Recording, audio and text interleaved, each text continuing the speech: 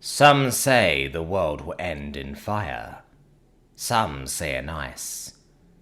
From what I've tasted of desire, I hold with those who favor fire.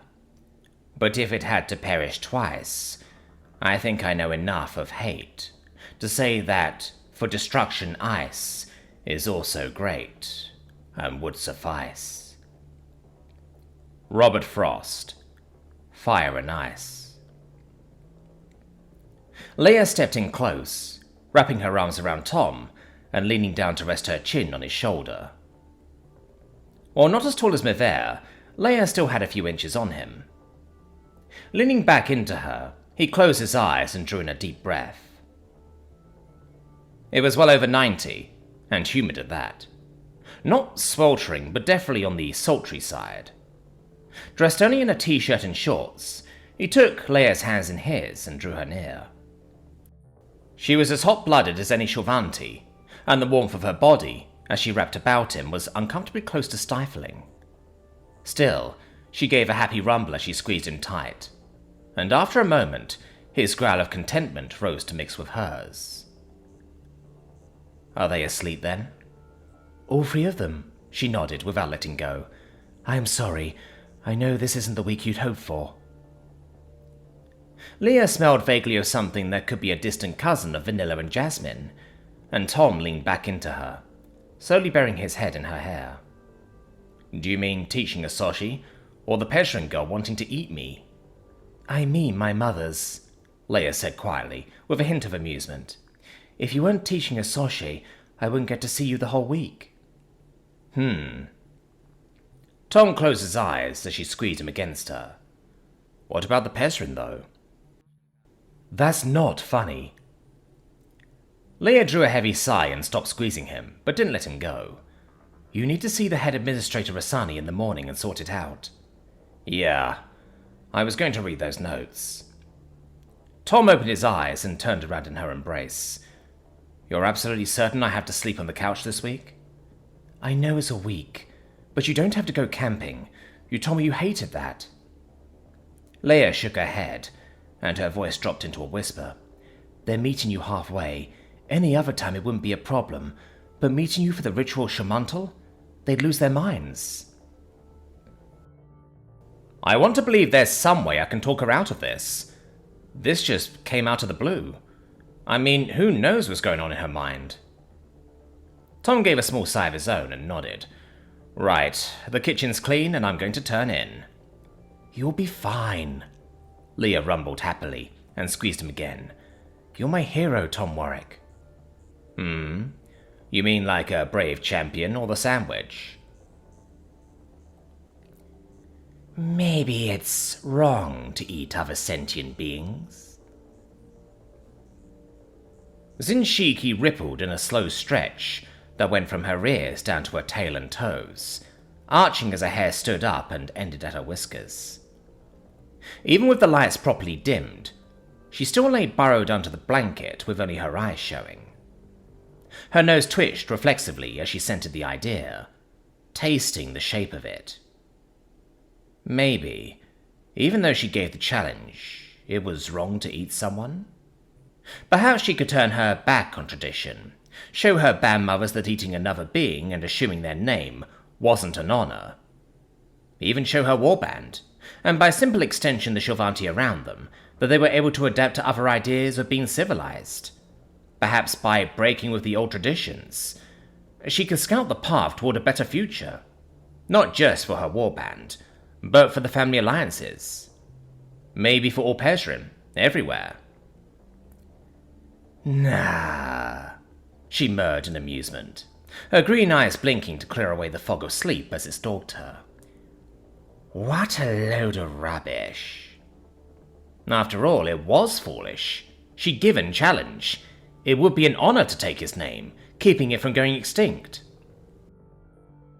The path of honorable service was close to her now, not that she'd wanted it anyway. Women who did that could be almost past their prime before being given the right to mate, if they got it at all.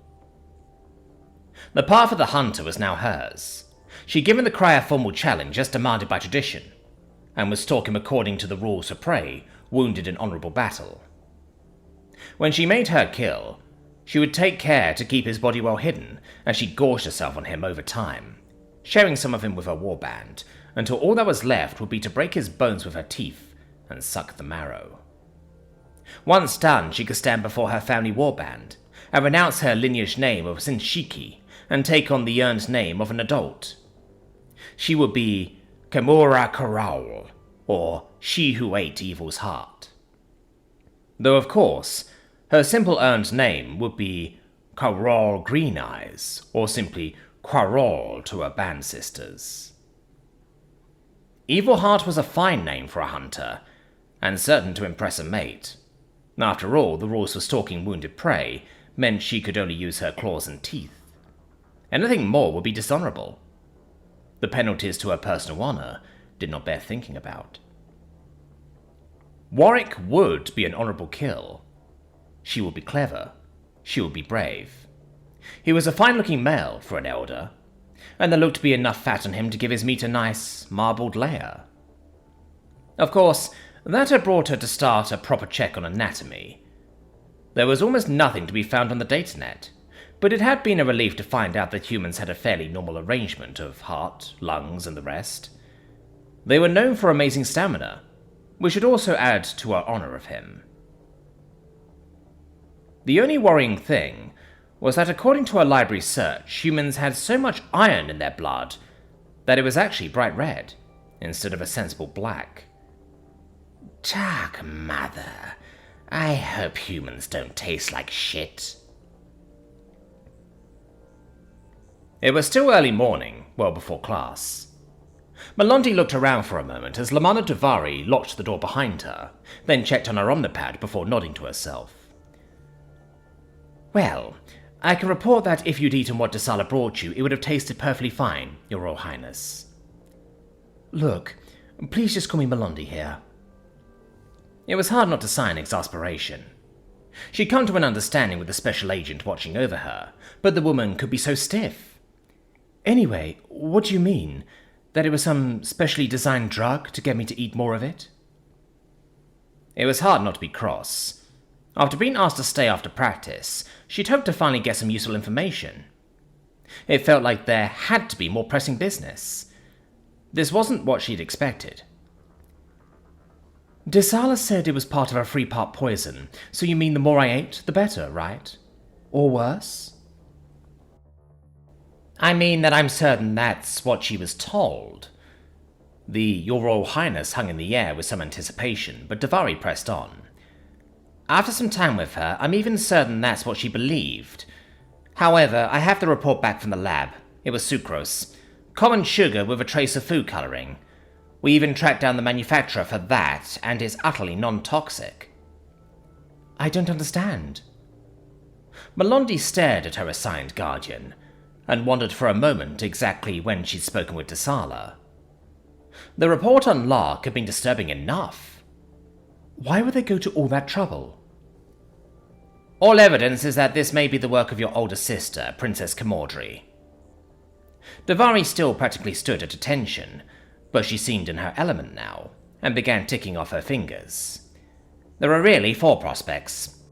First, the factors working for her want to test our security. Even with the daughters of so many nobles all around you, if it had worked, they might give poison a serious try. Second, they hope to get someone near you, and again, this was a test. Thirdly, that they want to see if we're onto them, and this was the bait. You said 4. Of course, there's always the option for all of the above. Davari shrugged mildly.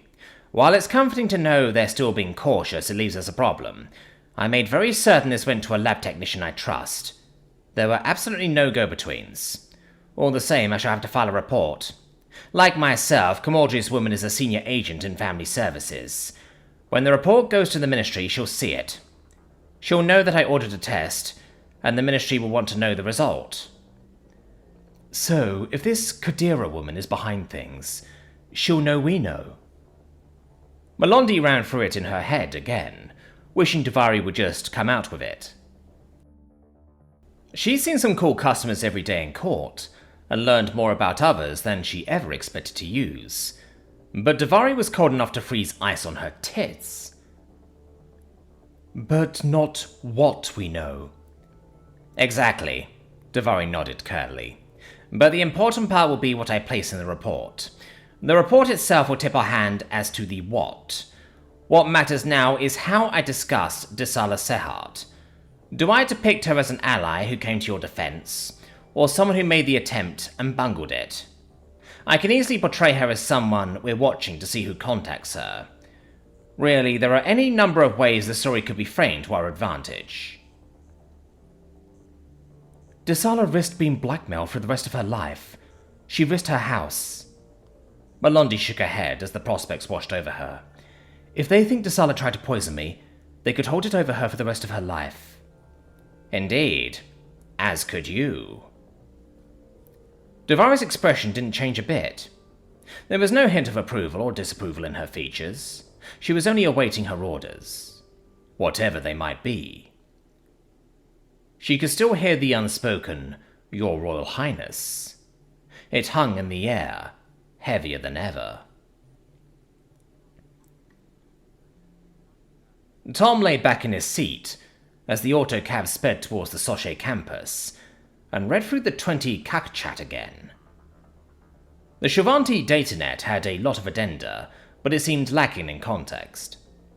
The Pezin weren't an imperial race. Pesh lay in Alliance territory, and while they'd been in space for a few centuries now, the information was a lot more cautionary than scholarly. Go figure, I teach one for a day and she wants to eat me. At least the file Generis gave him was a good start, and he looked over the 20 chat. Be brave. The universe is not hateful, but neither is it easy. Meet it graciously. Be wise. Sent for wisdom in whatever is before you, and make it a part of yourself. Be clever. The brave and wise will seek the path of greatest worth. Be serious. Know who you are and be part of each moment. Be joyful. Taste every moment without frivolity, and give life its true worth. Be proud. Let it inspire you to learn, do well, and inspire those that follow your trail. Be aware. You cannot hunt a thing's truth without knowing its proper name.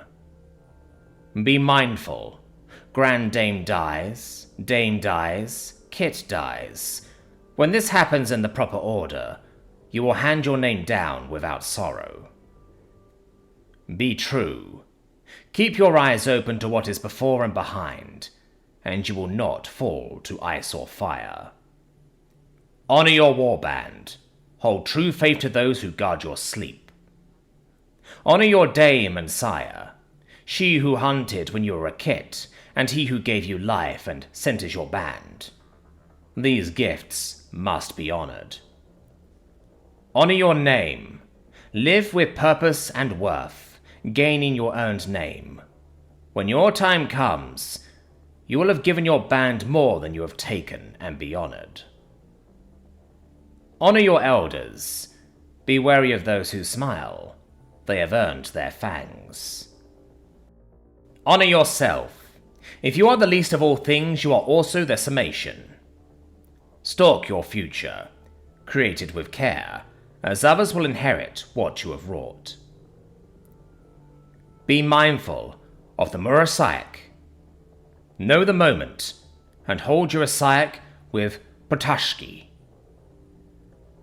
I think this is like holding your head high, but with a tail. Generis. That's stupid. It's not like it's prehensile, it just twitches. Gorth. Your tits aren't either, but I saw you showing off your rack to that boy. Helnia. Honor are named by service. Those who give all and take nothing risk winning no honor. Honor the named who hunt. Those who risk all to win honor for the band. Honor your name. When it is in the mouths of others, it should have teeth. Honor your kill, above all. The life you take can never be returned. Scream your challenge with pride and eat of your prey, as your first kill will define your name for all your days remaining. Crap, I think she's serious. Generis. She's always serious. Didn't you read line 4? Gossette. If she doesn't know anything about us, maybe she won't hunt us. Parada. Want to bet your life on that? Helmia. Unless she screams this challenge thing, the score won't do anything. Generis. We'll see about that, Tom muttered, as he looked over the notes. The girls had spent real time on the 20 chat, but the rules about how Pezin actually hunted were almost non-existent. Reading between the lines with Shovanti was bad enough. The Pezin made the shill seem like humans' close cousins. Even allowing for a Pezin custom translated into Shovanti Vatica and being read by a human, what little there was seemed to fall in between the cracks, was just plain blurry, and didn't seem to translate at all. He pulled up the information the girls had yanked out of the datanet. It was odd the girls hadn't dug deeper, but the Shovanti seemed to be God's gift to literalists some days. Learning by rote had its strengths, but the average shill wasn't naturally inclined to look for context. Species, Pezin. Homeworld, Pesh. Notes. Pesh is a tidally locked planet, in close orbit around a stable red dwarf in the M5 spectral range. While normal climates exist on Pesh, they are in a narrow band that runs the circumference of the planet. Political allegiance, alliance. Society code, 1H1. Extraplanetary colonies, none. Biology, CNOS H2O P4. Physical description. A race of O2 breathing bisexual mammalian furred felines. Height averages around 5 to 6 foot, with no sexual dimorphism between female and male. Noted for speed, stealth, and exceptional night vision. Technology. Approaching galactic limits, post-contact. Culture. Devoted natural conservators due to restrictions of native food sources. Highly warlike tendencies modified by social ethical code to prevent escalation and destruction of available habitats. Probability of galactic survival per 1,000 years, 96%. The actual notes were fairly dry. The datanet only seemed to have the bare basics. Forgivable, considering the Pezin were a species from outside Imperial space, but they didn't make it any more unhelpful. It was a typical entry for the Shovanti datanet. At least the girls hadn't stopped there. He flicked over to the next entry with a bemused grimace. It was a data pull from the Traveller's Guide. As their first line of defense, the Shovanti Empire had opted for creating a naval fleet of a size and scope that would have been called psychotic if the Consortium and Alliance weren't trying to give it stiff competition. As a second line of defense, the Imperial Navy made the most detailed cartographic entries in existence, certainly in its own space. The only issue was that it redacted the hell out of anywhere that wasn't a major population center. Admittedly, it was a good move. The Empire occupied roughly a third of all known space, and known space was roughly a third of the entire galaxy. That made for the sort of mind-boggling slice of existence only astronomers had taken seriously before. If you gave every human alive an area of 5 or 6 star systems to hide something in, that still didn't take into account the space in between stars. The astrogation data maintained by the Navy, as well as the major trade houses, was substantial. It was also heavily redacted, and guarded by encryption that probably had driven several people insane. Portuguese trade rutters would have been open-source material by comparison. Naturally, the Alliance and the Consortium did the same thing. Even with battle fleets that dwarfed the wildest imagination, there was more than enough room to hide them in. The problem, or advantage depending on how you looked at it, was further compounded by the absence of faster-than-light communication. News moved at the speed of available shipping, and that was that. While everywhere was noted, If the Empire wanted something to disappear, it certainly wasn't a problem. There were substantial areas of space that received little more than the briefest listings. That said, nature abhors a vacuum, and while interstellar travel was expensive, it wasn't prohibitively so. Into such a gap had arrived the Traveller's Guide, published in a star system Tom remembered as laying somewhere off towards Ursa Minor, when you looked at it from Earth. Copies of the guide began showing up on Earth several years after the invasion, and while the information it contained varied wildly between practical hard data to "here there be dragons," it was neither dry nor redacted. The first real indication of this fact became clear when updated editions appeared with entries on Earth. While no one disputed the entries on Chicago O'Hare Spaceport, and the only people who took issues on the entry for New York were people that had moved away, the guide's outlook tended to be more than a little caustic. The guide wasn't generally liked by anyone of any species, but everyone accepted that the thing seemed damned useful. Tom ran his eyes over the entry. The Traveller's Guide. Species: Pezin. Planet: Pesh. Don't go there. Unless you're tired of life, just forget about it. Pesh is a tidally locked world. On one side of the world, they think there are warrior deities living in the darkness, and on the light side are demons living in fire. This ought to be any sentient being's first clue about what a treat they're in for. Being tidally locked, their planet is a ring of habitable land and some water, which Pezin regard as a good way to freeze in or boil. This made arable land scarce and food scarcer. As a result, fighting is all they do, and they seem to prioritize that into fighting for food and fighting for names, in no discernible order. Places of interest. Why don't you find out? If you get back, contact the Traveller's Guide at the address below. Culture. The Pezin were contacted by the Alliance, who either had a flash of mindless optimism, or just seemed to think the Pezin wouldn't be more trouble than they were worth.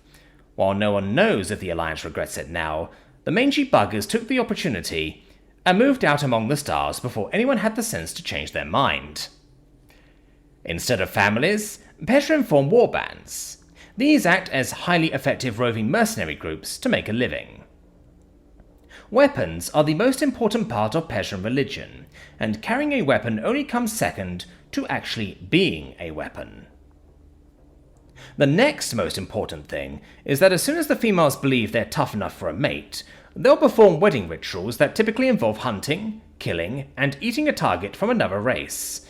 Before you ignore that bit, it's important to note that cannibalism used to be an important part of Pezin culture.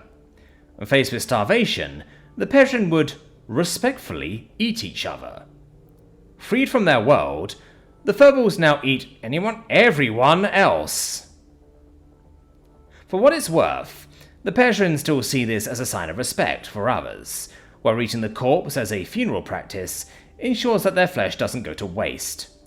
At the same time, it's a deeply ingrained part of their religion that eating someone honors their name and allows their soul to pass on. Lucky us. Threat level: nuisance. At a distance, or if you are paying their contract. To very high, if they're anywhere near you or you miss a payment.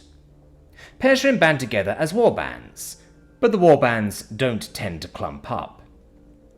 Fun facts. If you have a Pezin living near you, move. If you're being hunted by a Pezin, leave your current planet with no forwarding address. Whatever you do, do not contact the local police, as they see this as dishonorable. The only thing worse than being hunted by one Pezin is a whole warband of very angry Pezin as a matter of honor. If leaving isn't possible, make out your will. Donations to the guide are accepted at the address below. Remember, we told you so first. If you're lucky enough to survive one attack, the site of the attack is the only place you'll be safe at all. Maybe. The Pezin seem to value having a technical society before Alliance contact, so it appears that only one attack is allowed at a place of work, home, etc., to keep the chaos and mayhem down to a workable minimum. There appears to be a maximum number of times a Pezin can attack you before they have to stop, but no one knows what that is. See addenda. Sarcasm aside, the guy's addenda provided a bit more help. Apparently Pezin hadn't hunted other Pezin who were recently wedded and in childbearing years. Since they'd retained a healthy respect for conserving game, the tradition now carried over to other species. But he was an elder. That made him grimace. On the positive end of things, at least there were rules, even if only the Pezin actually knew what they were. If he correctly recalled what she screamed, the note said he was marked as wounded prey, so she wouldn't just pick him off with a sniper rifle. First, she'd have to scream, then leap, at which point it would get personal. Still, it was enough to give him hope. He'd have a word with the head administrator when he got to campus and try sorting this out. Zin Shiki hadn't been carrying any weapons in class. Yeah, she had worn a sash that, in a pinch, might have made a serviceable bandolier, but there'd been no actual weapons, and yes, she had screamed the challenge thing at him. But maybe if she was willing to drop one tradition, then the notes weren't all that accurate. Maybe we can just talk this out. Zin Shiki slid noisily out of sight as she watched the hunter make his way through the halls and began her stalk. Of course, school would be in session soon, and Confronting passed her by now and then. A few gave her curious looks. The more sensible ones eyed her with fear, but they were mere stonanath that scattered before a hunt and scurried into the bushes. They were nothing to her now. The prey was everything. It did seem like he was trying to be careful, checking doors and corners as he moved, but it really was for nothing. The human was using his walking stick. The occasional tap against the floor ahead let her keep close yet out of sight, despite the twisty labyrinth that Confronting seemed to insist upon in whatever they built. Not that she needed to hear him any more than she needed to keep him in sight. The scent from whatever he was carrying was as intriguing as it was distinct. Eventually, he wound his way toward the faculty lounge, and she peered around the corner carefully as he walked in. Most of the shills seemed to prefer the larger lounge on the top floor, which opened to the roof. The hunter had chosen to come to this one, as it was close to the classroom. Perhaps he wanted to keep his range close. Perhaps he didn't know the layout of the building well. In fairness, he'd only been here one day. It didn't matter. It was a good place to hunt. This close to the classroom, she could easily escape and make her way there before him. In the isolated room, she could easily find a place to hide and take him down. A swift bite to the neck, and his name would be hers. Then all that remained was hiding his body away. That had taken some thought, but she had a plan. It seemed a shame that he was wounded. Watching him move, the task of hiding him would be more involved than the kill. Her heart ached for him a moment. It should have been the reverse. A human in their prime was supposed to be formidable.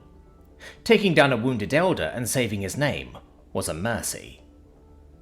He surely would not think it was for the best, but elder hunters always fought their fiercest at the last.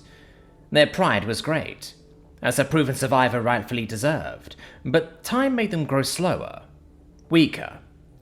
No longer what they once were, though in their mind's eye they were yet young and fierce. She would make this swift, or that perhaps she could be a bit playful. After all, this would be a story to tell her grandkids one day. After stowing his lunch in the fridge, Tom edged out of the staff lounge, looking both ways before slipping into the corridor. Confronting passed by now and then, but using the basement seemed like a good idea at the time. It was close to the classroom. In and out was good. Sure, it was more remote, but it was faster too. It was a calculated risk, but the less exposure, the better. He made his way through the winding hallways, up to the second floor, checking behind him now and then, and trying not to feel vaguely ridiculous. It felt like he was playing killer all over again. The next best thing seemed to be mixing in with a crowd, and he slipped into the administration area, breathing a sigh of relief.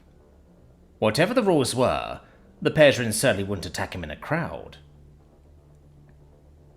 Tom took a deep breath and gave the secretary a smile. "Good morning. I'm afraid I need to see the head administrator, please. She said her door was open if there was anything I needed." "And that's why I said no, Mr. Warwick. That's my final word on the matter." "You must be joking!" Tom felt his mouth drop open and snapped it shut. Standing there gaping wasn't going to help, but he still couldn't believe what he was hearing. You can't just let someone go around murdering a teacher. "You appear to be quite alive." Vemi Rasani looked down her thin face at him with a hint of amusement. Not that he felt amused. That was one damnable thing about the Shovanti. The smile always met their eyes. Shovanti were a lot like human beings when it came right down to it, but there were still the occasional tells. A shield that looked happy. The smile met the eyes. A shield that looked upset or angry looked as upset or angry as any human. Conflicting emotions played over their faces, the same as anyone he'd ever known. But a shield that was happy about sticking a knife in you? The smile still met the eyes. Head Administrator Rasani was smiling with the sort of smug self-satisfaction that probably started the whole feud with Ganya to begin with. It certainly made him want to punch her in the nose right now. "Unlike your academy, Soche lauds all cultural and religious traditions." Rasani sniffed at him, matronizingly. "We don't just pander to the nobility." "That's not the same thing.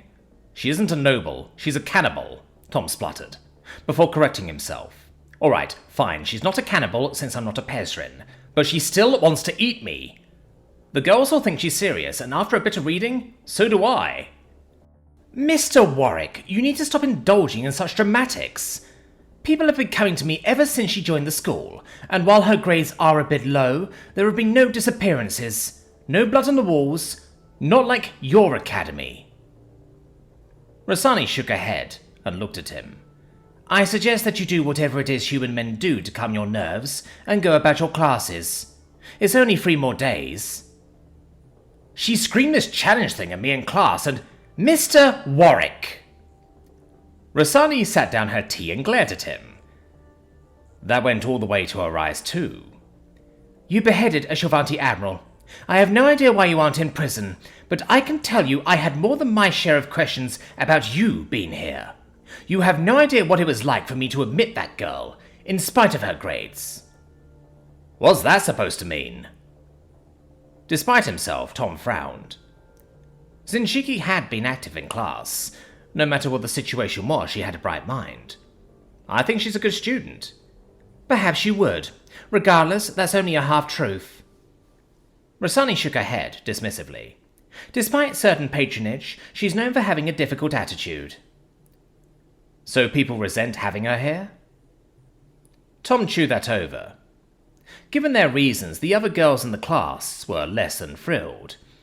It was nothing he'd had to deal with back at the academy.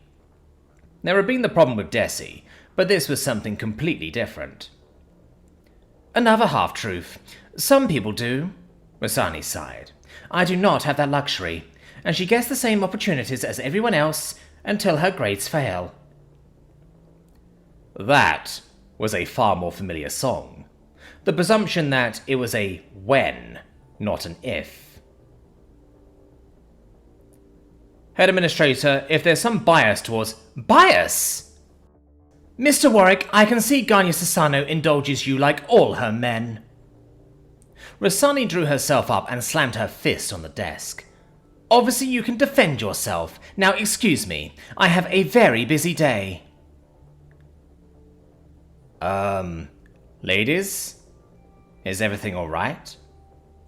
Tom frowned, watching the Pezin girl speed off as soon as the class ended.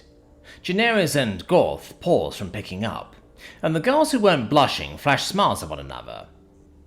It was fair to say they'd been a happier bunch, though he couldn't find it in him to share the joke.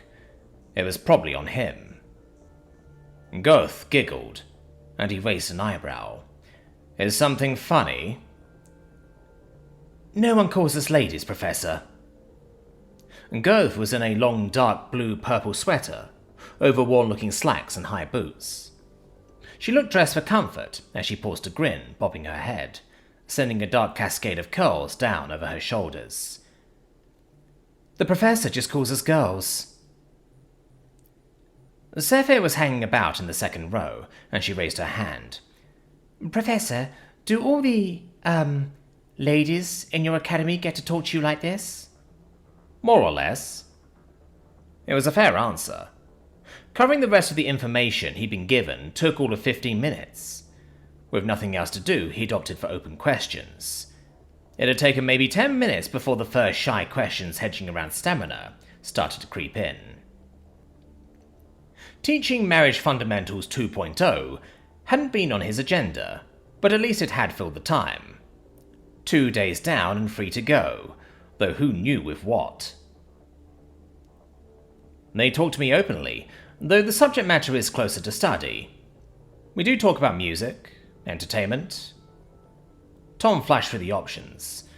Murder in the library, commandos in the closets, and casual sororicide. You're the same age as my academy students. I don't see any reason not to speak with you like adults.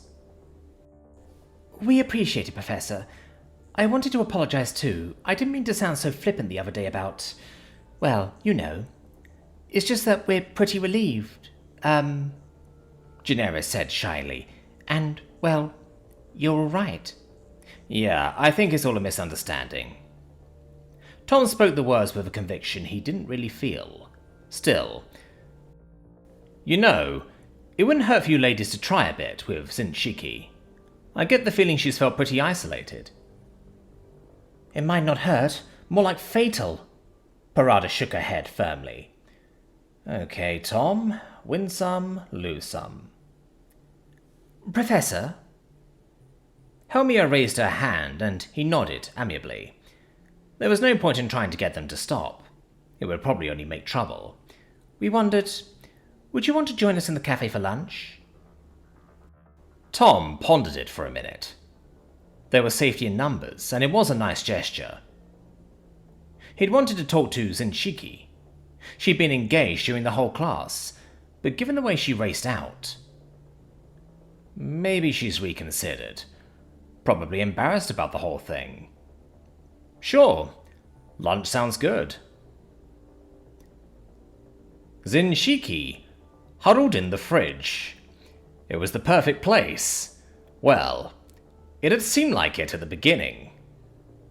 The hunter would come to get his meal any minute now, and she would be waiting to spring, launching herself at his bare throat. Before he knew it, his blood would be hers. Well, probably. Resisting her best efforts, the Shilvanti datanet hadn't offered anything useful about human anatomy. Mostly, it was porn, and she'd had to shut down the viewer 3 times when some of her sisters came past her room. No one could have stamina like that for... well... Dark mother, I really need to get a mate. It was getting colder in the refrigeration unit, though thankfully it wasn't cramped. The Shil hardly used this room, so her stalk was sure. He would come here any minute. Any time now. She shifted anxiously and sniffed. The bag next to her was still giving off that curious aroma, and after flicking on a pen light, her paw reached in, pulling out the contents, giving them a sniff. It wouldn't hurt, surely. After all, she'd have to hide Warwick, wrapping up his body before carrying out the duffel. It would be a difficult load, but one she was proud to bear. It's just a snack. I should see what Earth meat tastes like anyway, Zin Shiki muttered, feeling well satisfied, despite the cloying cold that tried to leach through her fur. He won't need it. She suppressed a shudder after taking a bite, uncertain if it was the meat or the cold. She'd at least made sure human wouldn't be poisonous. Probably. Anyway, if this was what humans ate, it was really good. If he tasted like this, she might not save the liver for her band after all. "Any time now, you'll open that door," she whispered, fur bristling with anticipation. "Then you're mine. I am a Pezin. I will not give up. Any time." Lunch had been nice. Edging along the hallway and peering around the corners, Tom couldn't shake the feeling he was being watched. It was probably silly. Certainly the idea of being hunted and eaten seemed silly in a crowd. Edging down toward the faculty lounge on the lower end, without the crowd, it didn't seem silly at all. While the girls said Zin Shiki typically disappeared, there'd been no sign of her in the cafe. Slipping out to peer around one corner, he looked up the corridor. "This is ridiculous," he grumbled. "You're still whispering, buddy?" "Fucking right I am." The faculty lounge on this floor was just 3 doors up the hall, and he eyed the recessed doors on either side of the corridor suspiciously, listening for a moment, before making his way closer. Dealing with Teju had been a walk in the park compared to this. It wasn't the idea, so much as the anticipation. Angling in, he paused to look at his walking stick. Nah, they see that, and Vemi Rasani will toss me out before the week is over. That should have sounded worse, but making Ganya and the Academy look bad didn't have any appeal. Rasani reminded him of too many Marines back home, but Ganya had been kind and generous. Occasionally intimidating as hell, but unfailingly nice about it.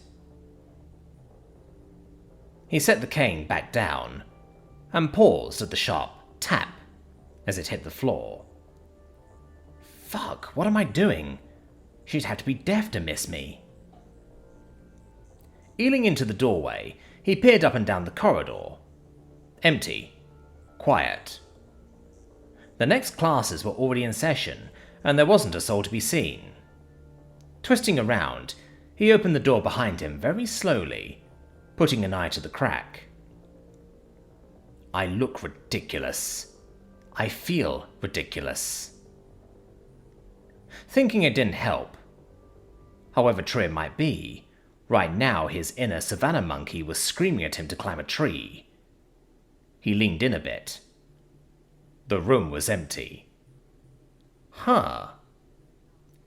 Stepping inside, he looked around again and shrugged.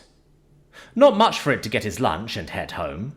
Back to Leia's, and her mother's, and another night trying to fall asleep sweltering in the sauna.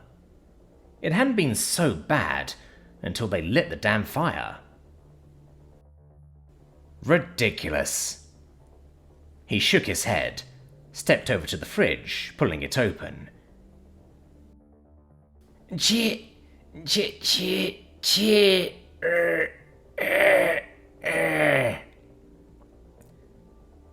There was one good thing to be said for freezing up. If it didn't kill you, at least you didn't look like an idiot. Looking down at the lightly frosted lump of Pezin that slid shivering out of the refrigerator to lie on the floor at his feet, teeth chattering and one hand pawing at him like a kitten, at least it had the option. His inner monkey looked down from the tree, shaking his head. Right. What had the guy said again? This counts as attempt number 1, and you missed. Are we clear about that, young lady? She might have nodded. Did Pezin get hypothermia? He sighed. She was still a student. Fine. She's serious. The guy says they're serious. I can be serious too. Let's get you warmed up. The girl probably didn't weigh more than 130, dripping wet under the coat of silvery grey fur. At least, that was his impression until he felt the muscle. There wasn't any point stopping now. Lifting her into a chair, he frowned as the crumpled remains of his lunch bag fell to her side. What the? You ate my chicken sandwich?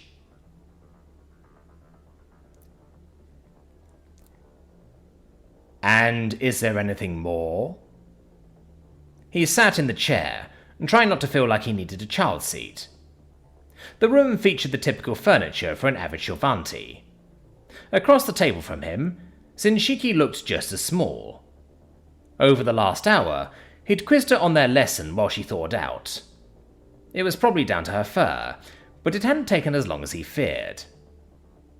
Over their talk, he'd come to one conclusion. However the Pezin taught their children, Zin Shiki certainly hadn't learned by rote. The girl had a way of approaching problems that was uniquely her own, as if she stalked an answer until she pinned it down. Regardless of how she approached things in her mind, she seemed to get there without the overt deference to authority built in. Yes. She turned her head just so, studying him without batting her eyes for an unnervingly long time before continuing. When you dismiss the quality of the individual, you create your own downfall. Shouldn't the shill be sensible enough to want the very best minds running their empire? It's not like any fool should run a warband. It would not be tolerated. They would step down or be put in their place. That's certainly a unique way of making the point. There was a slight twitch of her tail, as Zin Shiki studied his face. She bared her fangs briefly.